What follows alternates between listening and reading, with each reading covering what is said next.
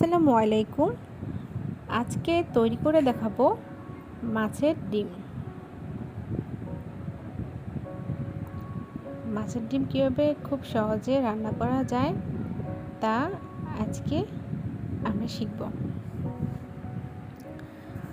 আমি মাছের ডিম রান্না করার জন্য এখানে রুই মাছের ডিম নিয়েছি। ডিমটাকে একটু ভালো করে ফ্রেশ করে নিয়েছি। তারপর একটা প্যানে তেল দিয়ে দিয়েছি, টমেটো, পেঁয়াজ কুচি, আদা বাটা, রসুন বাটা দিয়ে দিয়েছি, লবণ, হলুদ গুঁড়ো আর একটু গরম মশলার গুঁড়ো দিয়ে দিয়েছি। মূলত ডিমটা আমার বাবুর জন্য রান্না করেছি, তাই আমি এখানে কোনো মরিচ অ্যাড করি নাই। আপনারা চাইলে কাঁচা মরিচ আর গুঁড়ো মরিচও দিতে পারেন। এলাচ, দারচিনি দিয়ে দিয়েছি আর দুটো তেজপাতা দিয়ে দিব ফ্লেভারটা ভালো আসার জন্য। এর পর্যায়ে হালকা একটু টেস্টি সল্ট দিয়েছি যাতে একটু স্বাদ বাড়ে।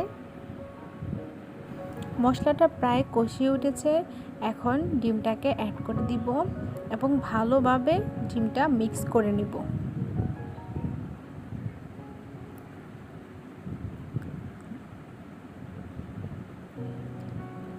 ডিমটা ভালোভাবে মিক্স হয়ে গেছে। চুলাটা হালকা হিটে আমি এটাকে ভালো করে ভেজে নিব। তারপর ধনেপাতা দিয়ে, পেঁয়াজ বেরেস্তা দিয়ে আমি আমার মতো করে পরিবেশন করলাম।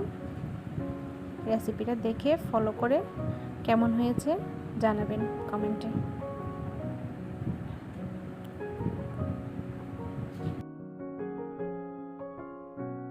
এই তো তৈরি হয়ে গেল আমাদের মাছের ডিম ভুনা। সবাইকে থ্যাংক ইউ। আসসালামু আলাইকুম।